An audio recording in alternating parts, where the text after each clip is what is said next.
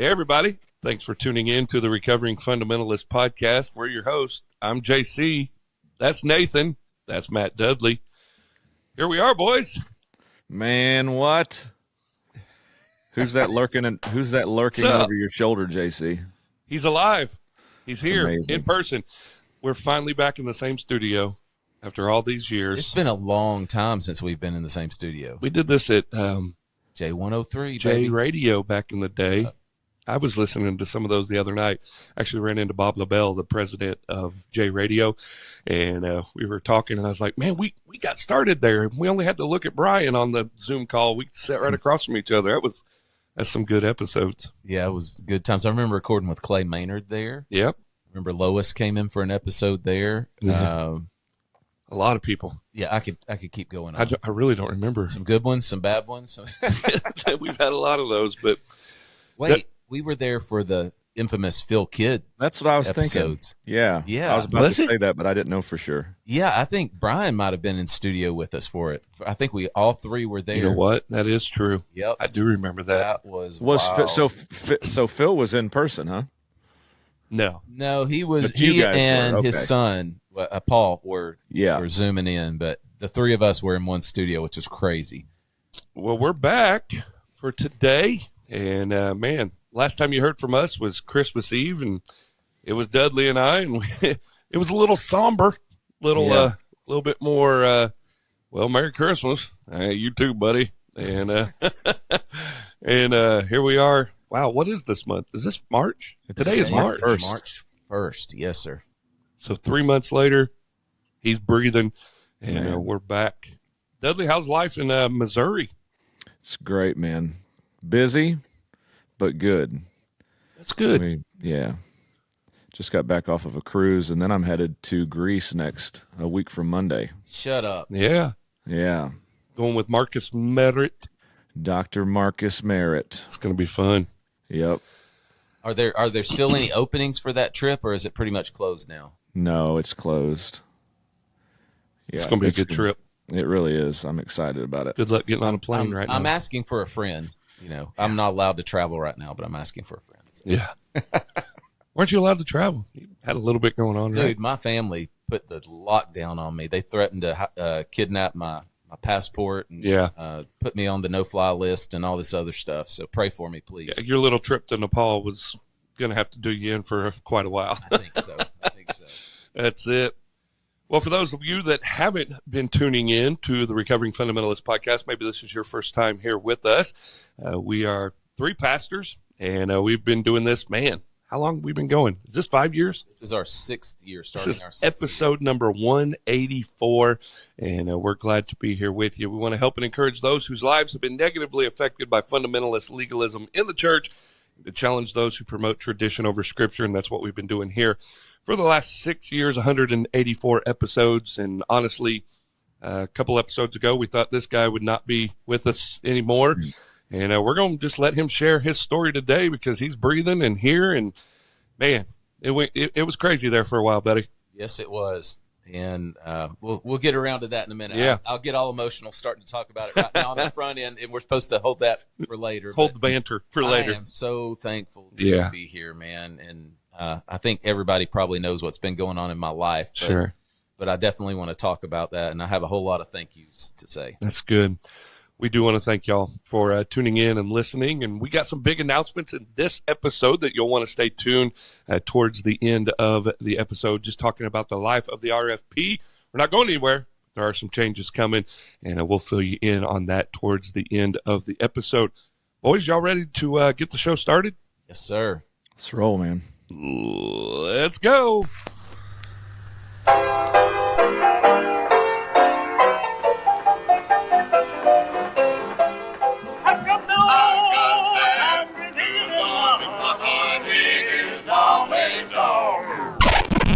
The Recovering Fundamentalist Podcast begins in 3. These podcasts, that sounds like a conviction of beans or peas to me. Podcast. Listen, and these recovering fundamentalists, they don't know the Bible either. What are the fundamentals? Inerrancy, virgin birth of Jesus Christ, substitutionary atonement, Amen. bodily resurrection of Amen. Christ, and the authenticity of miracles. Amen. 2. I am not a recovering fundamentalist. They're everywhere. They're all over the internet. They want to be, what do they call it? Recovering from fundamentalism. They're everywhere. And I think to myself, well, you were just stupid to begin with. And if there's such a word, you're stupider now. We ain't recovering from nothing good, neighbor. We're reviving from the Holy Ghost. Somebody say, man, doctor! Everybody wants to focus on recovering. Oh, you're recovering. Oh, you need help. You need therapy. You're recovering. Let's focus on fundamentalist. We're recovering fundamentalism back from people who have hijacked it. We are biblical. Family, we are the fundamentalist. Man. That'll make a Baptist want to speak in tongues right there, boys. 1. I'm going to tell you one thing. We better stay in the old paths. But what are the old paths? I've heard that my whole life, and nobody's ever been able to tell me what the old paths or the old-time religion really is, because it's whatever era you overly romanticize in your mind as being when the church was right. Like it, lump it, pump it, chump it, take it across the street and dump it. We've raised a generation that is ashamed of our forefathers and act like they were somehow done wrong in the way they were brought up, and they were damaged and they were scarred because they were raised in a home that had standards and convictions and kept them on the old-time way. You got their number, boys. Y'all thought you started the podcast. You went and started a movement. Oh, man. There it is. There it is. Dudley, I love that line. When you said that in one of your episodes, we've interviewed you a lot of times. I mean, before we finally said, look, you're on here enough. Just come on, be one of the hosts. We kicked Brian off so you could be on here. But I love that. When you said that you went and started a movement, man, that literally was like a bomb going off. Well, it's a true statement. It's been fun. Yeah. What a ride it has been. And we've signed off the RFP, Brian, Nathan, and I. Well, Brian and Nathan particularly. My saying's always been, let's go.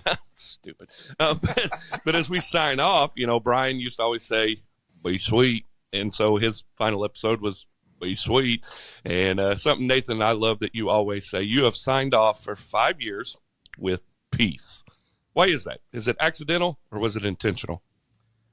Well, actually, it was incredibly intentional. I say that a lot, just like Brian's be sweet. I'm always saying peace to people. And I don't know if you guys remember this. I know you remember Chick Tracts, right? Oh, yeah. Unfortunately. Back in the day, we Yes. probably all given a bunch of those out. And it makes for great reading when you're in your reading room. And do you remember the comic books? They had like full-size comic books.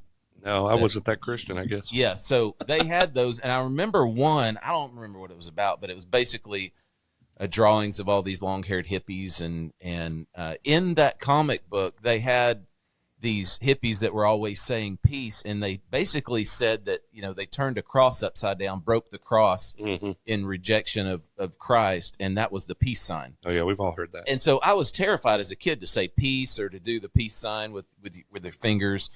And it wasn't until I was an adult that I realized that peace is a huge, huge theme in Scripture from beginning to end. Peace is the word shalom, which I love. The best definition of that is that everything is as it's meant to be. Everything is as it should be. And we know that in the garden, God created Adam and Eve in this perfect, peaceful society and creation. They were basically in paradise. They were in paradise. But Satan attacked that shalom, and sin was rebellion against God's peace. And little did we know when we opened that Pandora's box, all the sin and all the shame and all the horror that broke out. Basically, it was the opposite of peace, which is war, which is fear. And fear replaces peace. Hostility replaces peace. But God promised in Genesis chapter 3, verse 15, then later on in the prophets, that he was going to send the Prince of Peace. And when Jesus came, he offered his peace to his followers. And through his sinless life, his sacrificial and substitutionary death, and his supernatural resurrection, he offers that peace that we just can't understand. And he says, where the Spirit of the Lord is, there is peace. But let's think back to the churches that we grew up in or that we used to preach in, Right. in the independent, fundamental, legalistic Baptist churches. And a lot of our listeners, the RFP fam, man, they've been through all kinds of things in churches that none of them would describe as peaceful. And we've probably all had some peaceful moments in churches or known some good churches, but a lot of what we experience and a lot of the trauma that this podcast exists to help heal and comfort and encourage people comes from churches that are supposed to be defined by how much we love each other as disciples of Christ, and by peace. They're defined by strife, or ego, or law keeping. And Paul said, through which no one can be justified. Yeah. And not only our churches that we grew up in didn't display this peace of God, but our own lives. Think about our own homes. Like, is your home a place of peace? And if you're an honest Christian, sometimes you got to stop, especially if you have a bunch of kids, right, JC? You got to stop. 1,100 square feet, 8 people, 2 dogs. I like being in my office. Bless him, Lord. We have to stop and ask the question, is our home a home of peace? Like, are we defined by God's shalom, where everything's as it should be, and we're not perfect, but we're following that and pursuing that?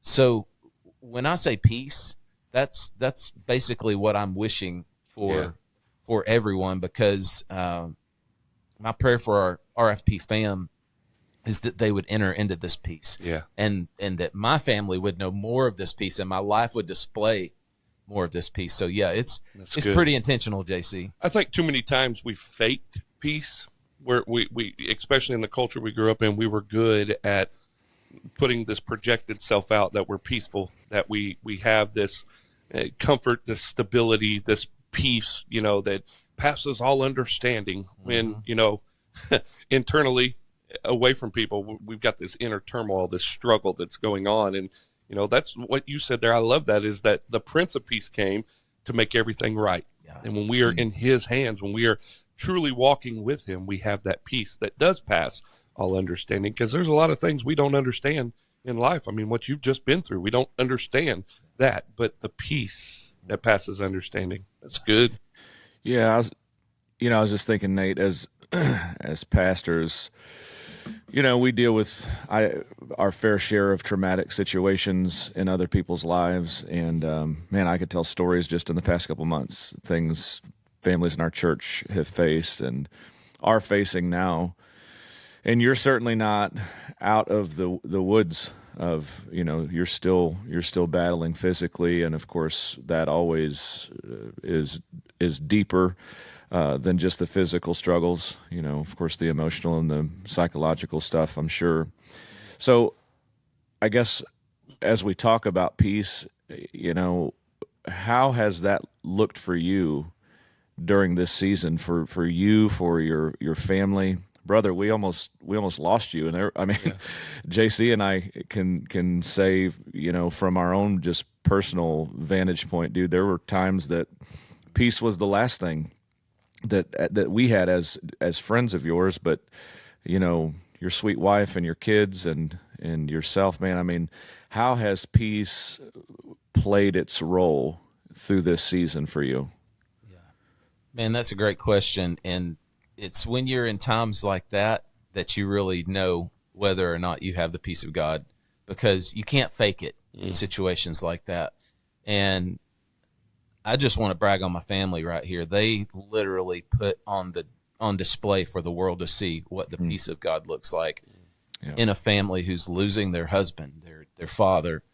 And I was out of it. I was comatose and intubated on life support. And I've had so many people, JC, Brian Edwards has told me multiple stories about my son and my daughters and my wife, and we've talked about that they displayed a supernatural peace and confidence through the storm. Yeah. And I'm telling you what, I've never been so proud of my family, and I've always been pretty dang proud of my family, but I've never been so proud of them as the things I've been hearing from them and the things I remember, because I have bits and pieces through those first 7 or 8 days. And then once I woke up, man, just seeing them and hearing the stories of how they held on to the Prince of Peace when he was their only hope, when they were begging him for a miracle, and he gave that. And we know that in every story that doesn't happen. We've all lost friends. I lost a couple friends while I was in the hospital, and God answered those prayers in a different way. So we don't always get that, but man, how many funerals have you done where all three of us, where we've seen families that are going through the worst time of their life, but there's this peace that's just undefinable that dwells deep within them. And we've probably all done funerals and been a part of them where that peace wasn't there, where it was just it was devastating. And we suffer not as those who have no hope. We die not as those who have no hope. We die, suffer, and we die with this confident hope, knowing that the Prince of Peace is with us. And for me, when I woke up, I just cannot explain. I knew I was dying, and I didn't think I was coming back. And when I woke up, when my eyes opened, and I got to see my family for the first time, man, it was not only peace, it was joy, it was celebration, it was gratitude. And I'm walking through a season now that I didn't expect. Like, I thought, get out of the hospital, everything's great. No, I've got some stuff going on with my toes that I don't even want to get talking about because it's very graphic. Like, I have toes that are... You should see these things right now. Yeah, it's disgusting. But the doctors chose to let them... the body take care of itself rather than amputating the toes. So you can just use your imagination for that. It's horrible. But as I'm walking through this and dealing with the pain of multiple amputations on my hand, for those who are on the video, I've got my right hand, which I use the most. But have you seen this yet, Dudley? That's it's shocking. Yeah. I look down at myself a lot of times and I'm like, what in the world? I do have the hang loose sign still. So that's my new call sign. That's your next tattoo. Instead of peace. Hang loose. Yeah, we need to do another episode called Hang Loose. But yeah, man, I'm going through some stuff now that I never expected. Like this waiting, this difficulty. And peace isn't the absence of difficulties. Right. We know that you can have peace in the worst time of your life. And it's through all of that and what I'm walking through now, what I went through before. I just want to say thank you to you two guys and to everybody else in the RFP fam. And honestly, I heard from a lot of our quote unquote haters, people who don't like the podcast, but they reached out to us. Their churches were praying for us. Some independent fundamental Baptist churches even sent checks to my family to help us get through some difficult times. So I'm incredibly thankful for that. And I just want to thank everyone who prayed for me and gave generously to my family, and supported my family when I wasn't there to do it. I have never experienced the love of God through his people like I have in this storm. You two guys came around me, supported my family, loved on us, and literally thousands of other people that were there for us. And the Bible says where the Spirit of the Lord is, there is peace.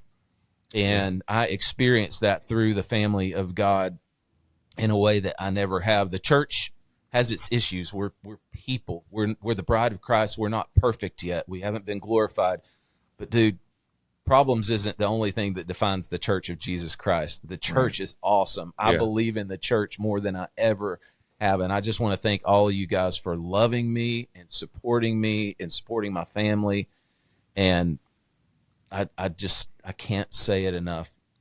The church has been the church, and we have felt the benefit of that. Man, I tell you, Nate, that's one of the biggest things that I was able to see through this time, going from you getting home from Nepal to getting sick. We had our meetup, it was an awesome time, and I pretty much had to run that by myself because Dudley couldn't make it. You were in the hospital, and we're praying for you. I'm like, hey, Nate's sick, and then it got really bad there the last day when you went into the hospital. But just putting out that call to prayer and seeing people, I'm thankful that we live in a day and age where we do have social media.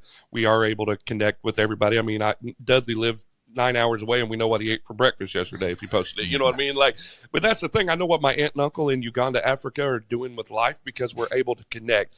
We're more connected now than we ever have been, yet at times we feel very disconnected.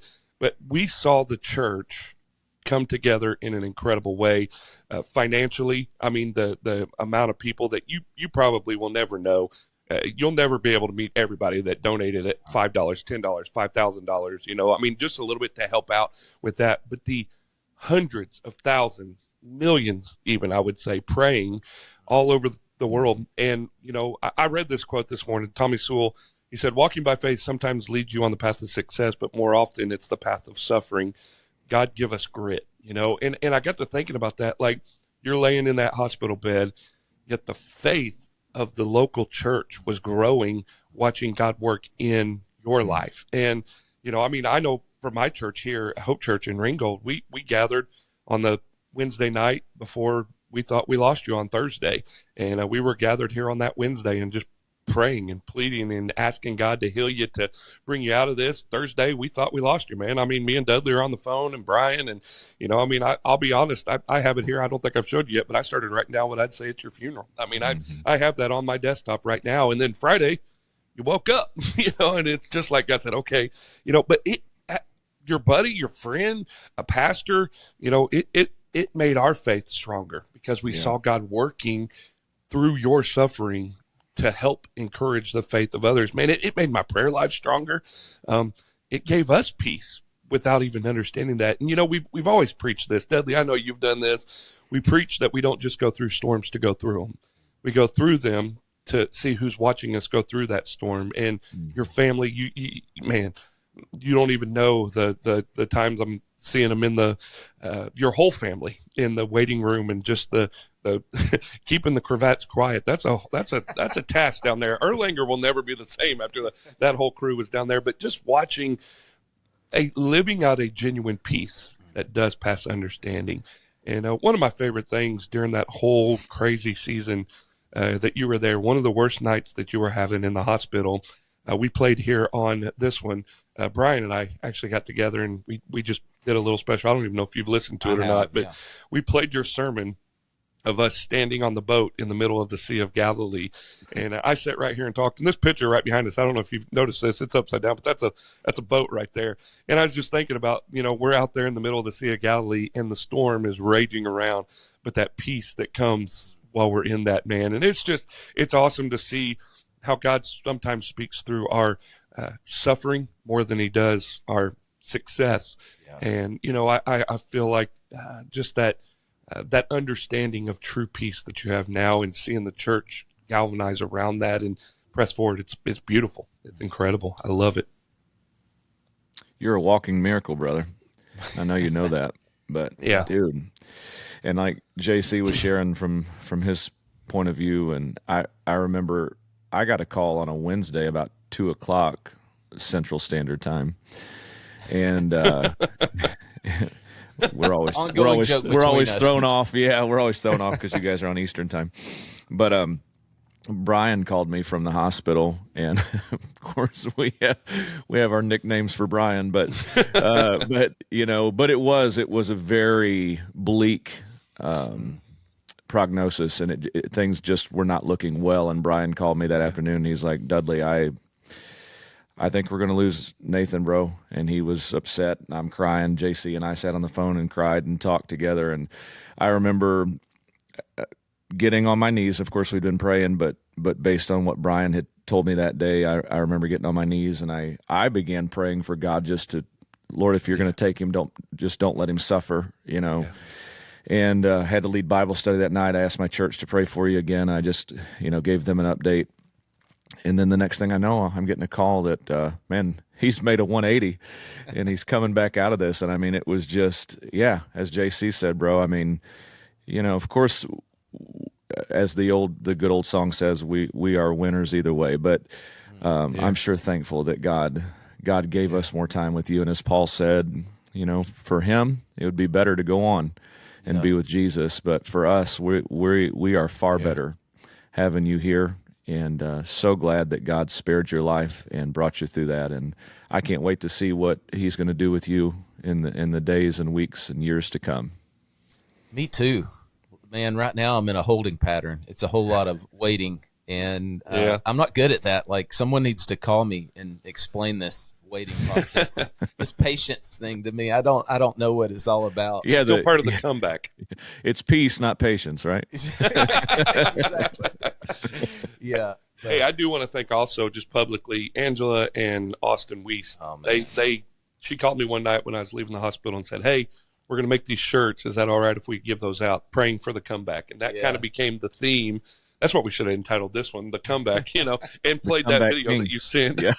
That would have been funny. We thought about theme songs for this one. "He touched me," or I don't know. Yeah, we're done. Sorry, that was an ADD now moment Dudley there. has to sing "The Comeback King." Go ahead, Dudley. Only with the dance moves, bro. Everybody will be searching that now, trying to. Corey Feldman, "Comeback King" is Nathan's new theme song. Google it. Yeah. Or don't. Jumping back into what you guys were saying before we got goofy, I thank you for saying that. And God has given me many gifts through this. And if anybody's wondering if I could go back and change it, I wouldn't. There's absolutely no way I would change what I've experienced.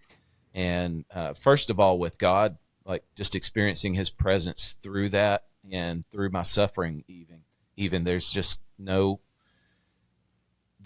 nothing better than knowing His presence and knowing the realness of that in the middle of something as devastating as what I went through. But also,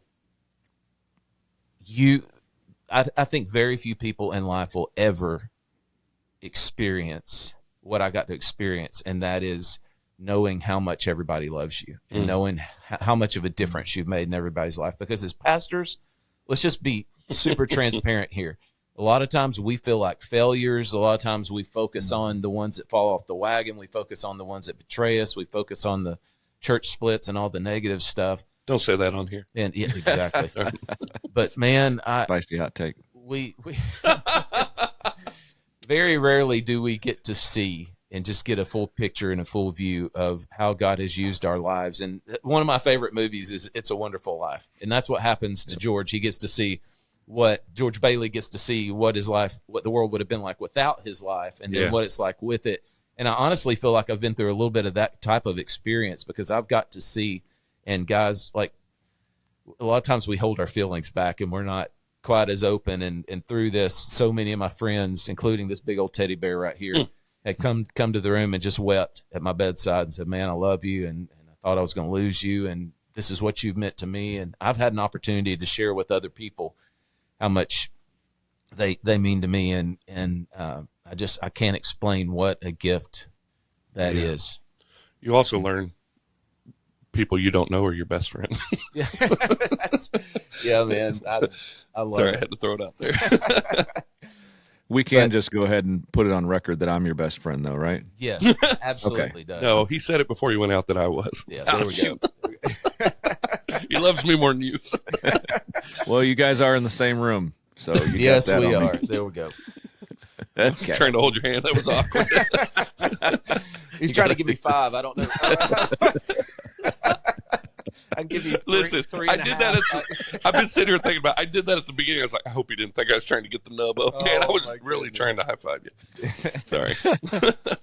I love it. The jokes are nonstop in my house about my ailments. And I can't imagine your family and the jokes that they're happen. ragging me, guys. I need an intervention here. They're destroying Nathan, me. I I'm have the to- butt of every joke in our household now. I have to confess something to you. You were out. It was probably Tuesday. You were in a really bad state, and one of your daughters mentioned. One of your daughters mentioned New York, and I think your cousin was there and mentioned New York and the scooter trip that me and you went on. Goodness. Here you are, writhing in pain, about dead, and we're in there literally crying. I had asthma afterwards because I was laughing so hard. I was like, man, this only in Cravat's room would this be happening. Here he is struggling for his life. But yeah, I can't imagine your family with the butt of jokes. Oh, yeah. But you know it's done out of love. It is, and it's a whole lot of fun. And if you ever go anywhere with me, you'll have to stop 15 times and let me catch up because I am You're slow, man. Slower than Brian Edwards. You really are. I never thought anybody would walk slower than Brian or Craig, and that's what they admit that. They do. They're in slow motion. But like Brian could run circles around me right now. I'm that slow. It's terrible. It is. I'm getting ready to get crutches, I think, just so I can be a little faster. You need to get a hover round. Hey, Nate, how'd you get here? Hover round. You remember that commercial? That's funny. They are slow. You remember going to Israel with both Craig and Brian? Wow, we walked the Via Dolorosa for the entire length of the Bible. We're still following them in Israel. Down the Via. Anyhow, there's a second song. You're taking Brian's place. He used to sing. What was the first song? Episode. He touched me. He touched me. Oh my goodness, I'm done. Sorry. Oh man, Nate. I think not just your family and friends, but like just I think one of the big things that this can be for our family here listening is how many people are watching our lives. And we've heard this. Who's piggybacking on your faith right now as you go through that? You posted a picture yesterday of Gary, just one of your incredible ICU nurses there, and you know, the hospital staff. And how can you work in an environment like that and see God move in such a real way and just believe it's just happens? You know what I mean? It's incredible. Gary's a good dude. He is a good dude, and so many of our nurses and doctors, man, that a lot of them people of faith and some of them not. But man, we just about had revival up in that room so many times, and giving God the glory for it. And that's, you know, wrapping this up. One of the things I want to say about this whole experience is I believe in the mission more than I ever have. Yeah, the mission, the Great Commission. That we're called to go make disciples and preach the gospel to all nations. And I would get on a plane tomorrow and go back to Nepal if my family would kill me. I'm not right now. So my travel privileges have been revoked. I can drive around Fort Oglethorpe and occasionally go to North Carolina or Danville if I need to. But right now that's been revoked. But I believe in the mission more than ever. And honestly, I hope, and I'm going to be talking about this in the future, I hope 10 people rise up and start going to Nepal instead of me now, since I can't do it at this moment in life, because the gospel matters. I believe in the gospel more than I ever have. And if I had died last month, or man, it's been like 3 months. It's been 3 months. If I no, died almost 4 in November, then I believe my life would have counted for something that matters beyond eternity, and that is the gospel, sharing the good news of Jesus Christ and who he is and what he's done, and the power of the gospel. And man, I believe in the power of prayer now more than ever. Amen. I believe in miracles and healing more than any charismatic that's listening right now. I believe in the miracles of God, and I believe in his healing power because I experienced it. And if I could just leave anything on the table here, I just want to say that the biggest realization for me through this whole process is that family is where it's at. If there's one mom or one dad or one pastor out there listening that your family's taking a back seat to ministry, you need to stop and pause and think it through, because you know what? We had a whole lot of people come around us, but my family, they were the ones at my bedside when all this stuff was going down, and they've loved me. Yeah. And I've always tried to be there for my family and be a family man and put them first and not let ministry get in front of it. And I've always failed at that. I've never been perfect at that, and I wish I had been better. But when you go through something like this, you wake up realizing family matters more than anything else in this world. And the point of the gospel is to bring people into the family of God, even the church. It's a family. And so I just love my family, my wife and my kids, and so proud of them. And I just want to say that that's one of God's incredible gifts that he's given to us. And man, I just thankful. That's good. Yeah. We'll continue to pray. Not out of the woods. I mean, a lot of surgery still, or healing and things like that to happen. But what an awesome testimony, and it's being continued to be written. Yeah, and we give God all the glory. He gets all the honor, all the glory. He did this. He answered prayer, and there's no other explanation. Yeah. So what does the future look like for you, bud? Well, I've shared this with you guys. I woke up with clarity, with absolute clarity, that I needed to focus on my family more than I ever have. And I prayed and actually asked God to let me come back because I knew I was crossing over. And I asked him to let me come back. And I said, I want to spend the rest of my life loving my family and serving you in whatever way possible, whatever that looks like. And you've got to know that I woke up to an entirely different life than I went to sleep with. Like I woke up and there was even a new president when I woke up. Like everything had changed in the 7-8 days that I was out. Like it's like a movie. Yeah. Really. But I woke up living in a new town, woke up no longer being there to pastor Hope Church Asheville. Now the work is continuing on. People are stepping in. We've got house churches, groups meeting and things like that. But I can't be there. Like literally everything in my life changed overnight. I went from running everywhere like someone on speed to like I think I could crawl faster than I'm walking right now. It's that bad. And yet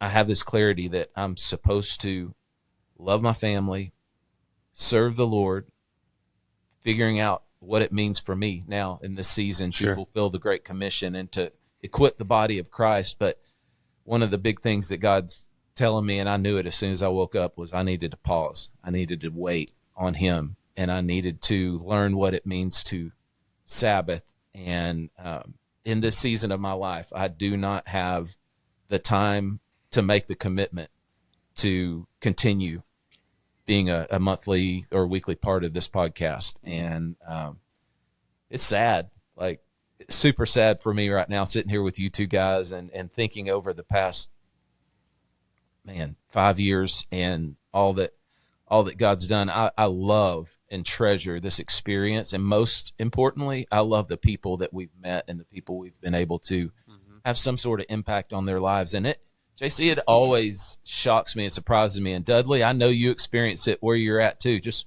running into people in the most random places and them saying the podcast changed my family. It changed my life. Like practical changes. They're in a healthy church now. Their kids are being discipled. They're growing in their faith. And the pastors that were burnt out and they found new life. Man, I just can't tell you how much I love this RFP fam. Yeah. And I love seeing you guys, and I miss the meetups and all the different things. But I don't know exactly what everything looks like in the future. JC, God's, like I said, got me in this holding pattern, a whole lot of waiting. But I don't want to be a stranger to the podcast. I can't make the commitment to be here every week as a host. But, man, I hope to be back from time to time, and I'm praying about what God has for the future. I don't think anybody realizes how hard it is for 3 pastors to get their schedules together to make this happen. Especially when it's one on Central Time. We always get to dump the blame on that. Although it's the two of us that are always canceling. Right. How many times did we reschedule this episode? 4. It's crazy. So, yeah, we're incredibly busy, and JC, what's the future look like for you, bro? In this podcast. Well, we're pressing on. That's a good question. And before I answer that, let me bounce pass over to Matt Dudley. Yeah, so I'm signing off as well. I've enjoyed the opportunity to be on the RFP for a short spell, but it was never intended long term, and was thankful when Brian stepped away to be able to step in and be a part of it with you guys. I have the luxury of being on both sides of it because I stumbled upon the RFP in 2020 like a lot of listeners did.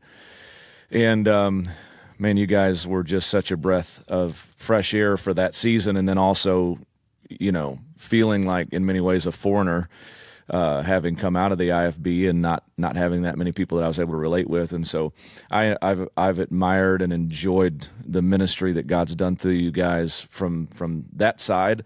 And then I've got to work on the inside with you guys, Nathan, as you said, being interviewed on here a few times and then being invited as a host. Great honor and privilege to me. And so it's also with a broken heart that I'm stepping away from it, but it's I just way too many irons in the fire up here in Missouri. So I won't bore you with the details of all that we have going on here at the Ridge Church, but it's crazy. I have a hard time keeping up with things as it is. And so this is just one thing that I'm going to have to step away from, regretfully, but still, as Nate said, man, I hope that we can, get back together and do some future ministry together, maybe on this platform. I don't know. We don't exactly know what God has in store, but this will be, as far as a host, my last official podcast as well. Yeah. 6 years ago when we started the RFP, driving to Texas on the way to visit my wife's family, texting this guy at 2 a.m. in the morning saying, hey, we got a dream. Here's an idea. What do you think? And we just threw noodles against the wall. I love that saying. And it stuck. We've gone through a couple different people, and then it stuck with Brian and Nathan and I. And my goodness, I was thinking back just the other day of the different guests that we've had on, the different, venues that we've recorded in, and the opportunities to do it weekly and then monthly, and then this pause that we have taken. This has been the longest sabbatical we've ever done. Running into people, and we've made a lot of good friends and a lot of enemies doing this. There's been a lot of preconceived notions about who we are as men, as husbands, as fathers, as pastors, just based off the podcast.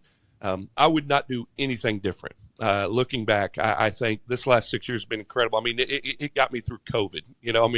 It's funny to talk to people and they're like, man, y'all were the voice of COVID. I'll never forget that, sitting in my garage, just recording. I looked forward to those times when we were putting out content and recording. And I felt a passion back then.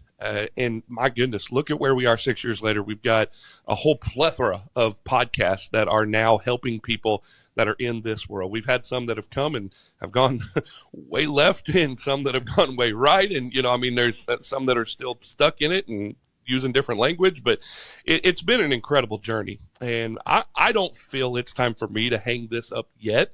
We're going to be doing a little bit of revamping, a little bit of probably changing some things up. The Recovering Fundamentalist podcast is going to continue on. I don't know what that's going to look like in the vein of weekly or monthly, but mission is still going to press on to help and encourage. We've worked hard to grow this platform, and I don't feel like walking away from it right now would be the best. I'm pressing forward as a solo host. It's going to be awkward not having two other guys to bounce banter off of and conversations, but already lining up some incredible episodes. Joe Stoll, the former president of Moody Bible Institute, is going to be coming on with me. He's got a new book coming out. We have reached out to quite a few others. We got the I can't even remember his name. It's going to be a great interview. I can't even remember his name. He's with Answers in Genesis. He's going to be coming on. I'm excited to have just some conversations, but to leaning in a little bit more with the help and encouragement, as well as proclaiming the gospel. And so we want you to stick around. This is episode 184, and I will be back in episode 185, and we look forward to seeing where God will take the RFP in the coming years as we continue to navigate, pressing forward to help and encourage people, as well as challenge those who promote tradition over Scripture. Dudley, Nathan, it has been an honor. It's been a joy.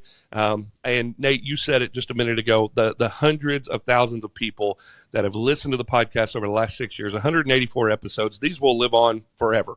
We're not ever going to get rid of these episodes and the dumb things and the good things and the bad things and the sad things. And we've lived a lot of life in 6 years right here behind a microphone. That doesn't make us any better or any different than anybody else. We just have put our life out there. And honestly, it was a line in the sand type moment. And now moving forward, I'm excited to hear from you. We have set up an email called sharemystoryrfp@gmail.com. And already many of you have sent in your stories of hope and encouragement and life change and just a direction shift that has happened in life. Maybe it's peace that God has brought to you.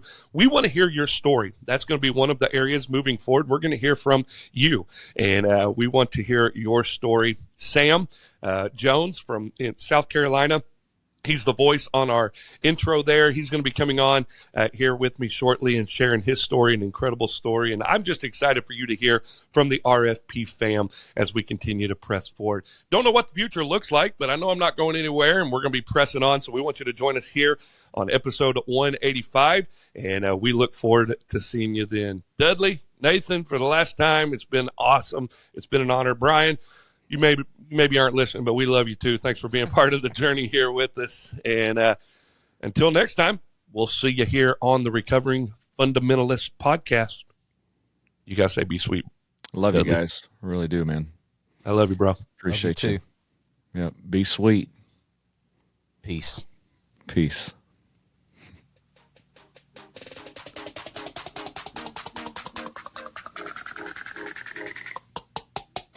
Thanks for listening to the Recovering Fundamentalist podcast. Be sure to stop by our social media, Facebook, Instagram, and Twitter. Give us a follow. Also, go to our website, recoveringfundamentalist.org. That's recoveringfundamentalist.org. There you can find Recovering Fundamentalist swag. You can get your t-shirts and hats. You can join our ex-Fundy community, see where we're going to be having some meetups. It's the recoveringfundamentalist.org. Be sure to join us next time for the Recovering Fundamentalist podcast.